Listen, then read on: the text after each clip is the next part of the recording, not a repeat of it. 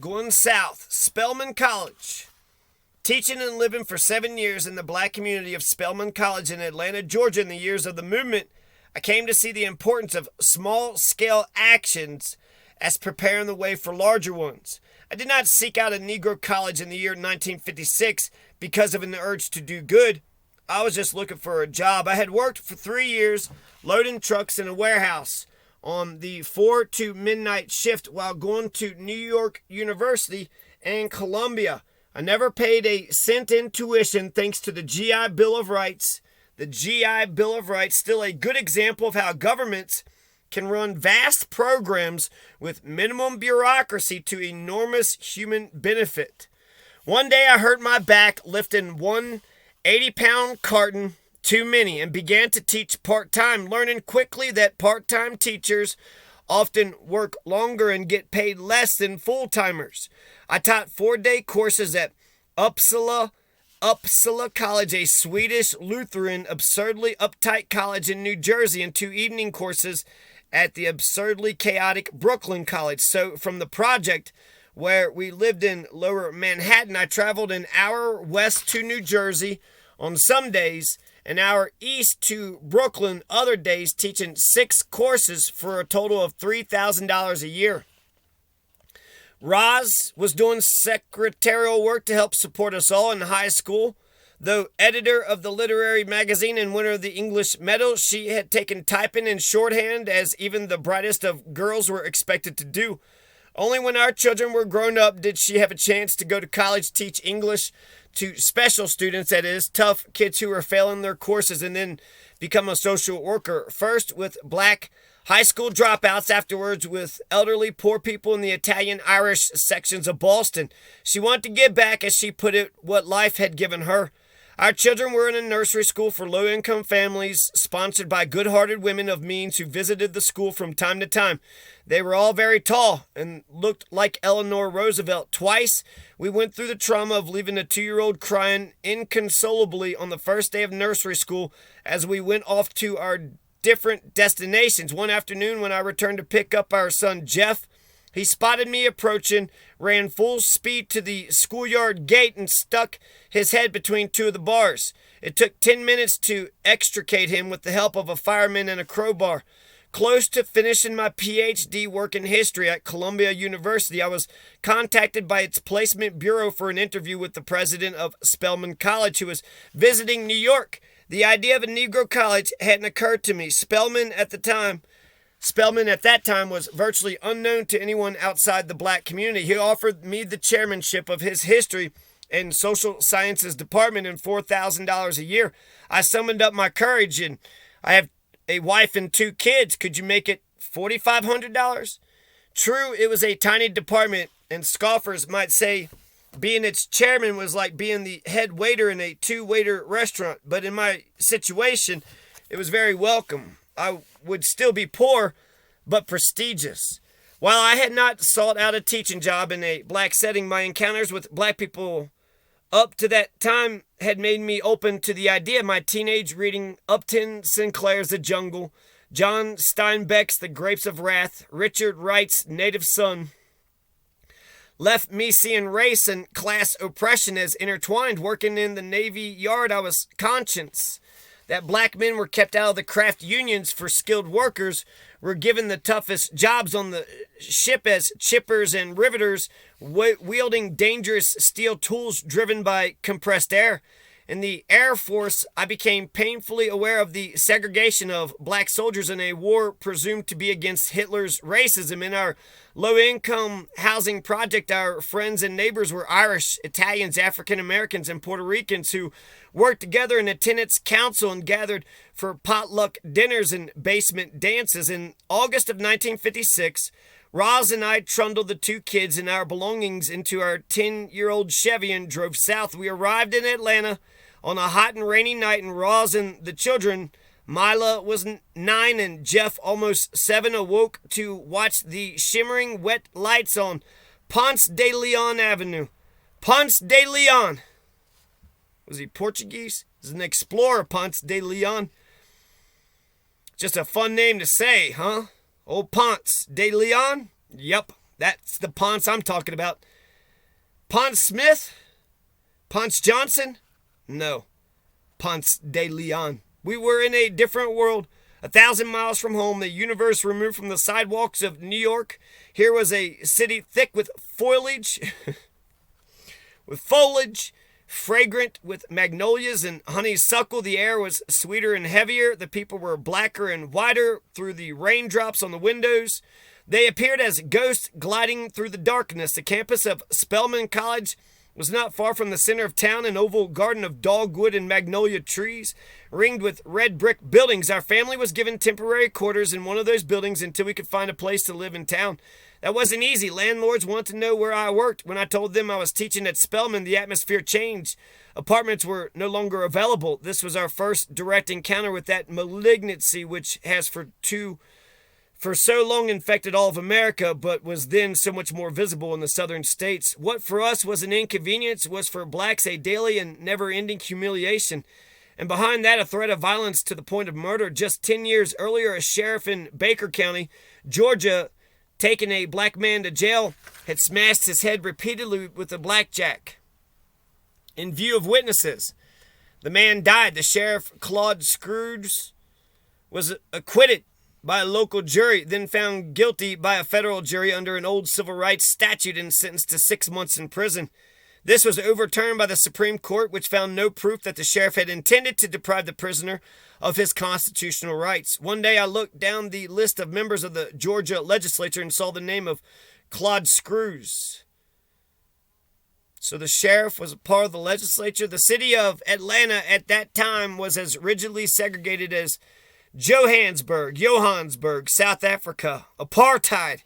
Peachtree Street downtown was White Auburn Avenue. Sweet Auburn, as it was known in the Negro community, was a 5-minute ride away from downtown and was black. If black people were downtown, it was because they were working for whites or shopping at Rich's department store where both races could come to buy, but the cafeteria was for whites only. If a white person and a black person walked down the street together as equals with no clear indication that the black person was a servant of some kind, the atmosphere on the street suddenly became tense and threatening. I began my classes. It was 1956, so before integration, before 1964. There were no white students at Spelman. My students, in a rich variety of colors, had wonderful names like Geneva, Herschel, Marnesba, a Ramintha. They were from all over the country, but most were from the South and had never had a white teacher. They were curious and shy, but the shyness disappeared after we came to know one another. Some were the daughters of the black middle class of teachers, ministers, social workers, small business people, skilled workers. Others were the daughters of maids, porters, laborers, tenant farmers. A college education for these young women was a matter of life and death. One of my students told me one day, sitting in my office, "My mother says I've got to do well because I've already got 2 strikes against me. I'm black and I'm a woman. One more strike and I'm out." And so they accepted, or seemed to accept, the tightly controlled atmosphere of Spelman College, where they were expected to dress a certain way, walk a certain way, pour tea a certain way. There was compulsory chapel 6 times a week. Students had to sign in and out of their dormitories and be in by 10 p.m. Their contacts with men were carefully monitored. The college authorities were determined to counter stories of the sexually free black woman, and worse, the pregnant unmarried black girl. Freshmen were not permitted to go across the street to the library at Atlanta University, where they might encounter the young men of Morehouse College. Trips into the city of Atlanta were closely supervised.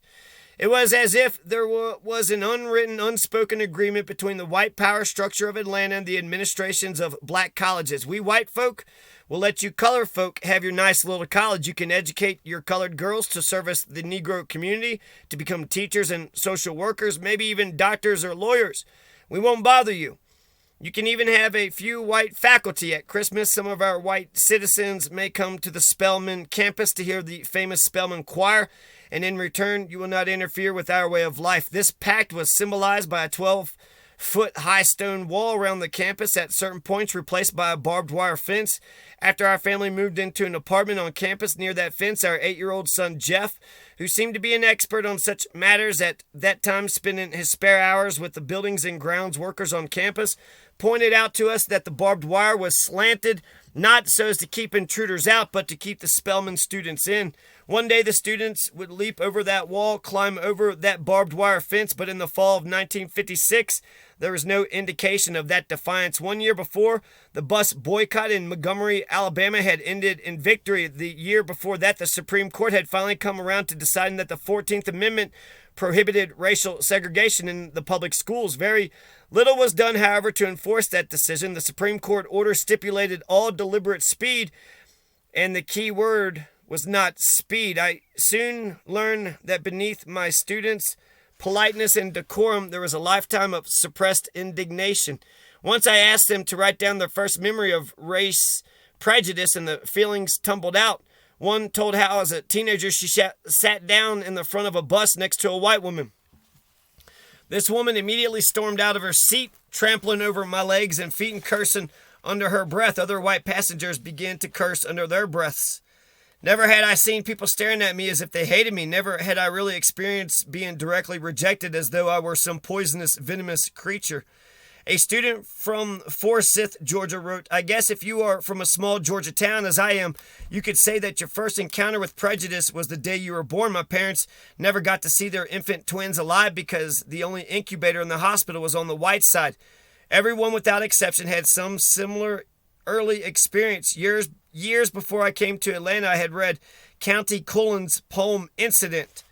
Once riding in old Baltimore, heart filled, head filled with glee, I saw a Baltimorean keep looking straight at me. Now I was 8 and very small, and he was no whit bigger, and so I smiled, but he poked out his tongue and called me Nigger.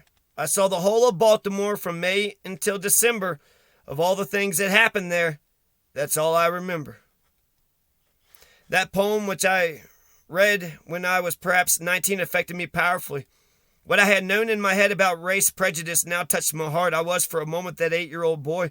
Perhaps we respond so quickly to injustice against children because we remember the helpless innocence of our own childhood when we were all especially vulnerable to humiliation. My students' stories of their own early experiences affected me the same way. The events of my life, growing up poor, working in a shipyard, being in a war, had nurtured an indignation against the bullies of the world, those who used wealth or military might or social status to keep others down. And now I was in the midst of a situation where human beings, by accident of birth, because of their skin color, were being treated as inferior beings. I knew that it was wrong for me, a white teacher, to lead the way, but I was open to anything my students wanted to do, refusing to accept the idea that a teacher should confine his teaching to the classroom when so much was at stake outside of it. I had been at Spelman 6 months when, in January of 1957, my students and I had a small encounter with the Georgia State Legislature. We had decided to visit one of its sessions. Our intent was simply to watch the legislature go about its business. But when we arrived, we saw, and should have expected, that the gallery had a small section on the side marked colored. The students conferred and quickly decided to ignore the signs and sit in the main section, which was quite empty. Listening to the legislators drone on even for a few minutes about a bill on fishing rights in Georgia rivers, we could understand why the gallery was empty. As our group of about 30 filed into the seats, panic broke out. The fishing bill was forgotten. The Speaker of the House seemed to be having an apoplectic fit. He rushed to the microphone and shouted, "You Negroes, get over to where you belong. We got segregation in the state of Georgia." The members of the legislature were now standing in their seats and shouting up at us, and sounds echoing strangely in the huge domed chamber. The regular business was forgotten. Police appeared quickly and moved threateningly towards our group. We conferred again while the tension in the chamber thickened. Students were not yet ready. In those years before the South rose up in mass to be arrested, we decided to move out into the hall and then come back into the colored section, me included. What followed was one of those strange scenes that the paradoxes of the racist, courteous South often produced. A guard came up to me, staring very closely, apparently not able to decide if I was white or colored, then asked where this group of visitors was from, and I told him. A moment later, the Speaker of the House went up to the microphone, again interrupting a legislator, and intoned, "The members of the Georgia State Legislature would like to extend a warm welcome to the visiting delegation from Spelman College." A few male students from Morehouse College were with us on that trip. One of them was Julian Bond, son of the distinguished educator and former president of Lincoln University, Horace Mann Bond. Julian was an occasional visitor at our house on the Spelman campus, introducing us to the records of Ray Charles, bringing poems he had written a decade later.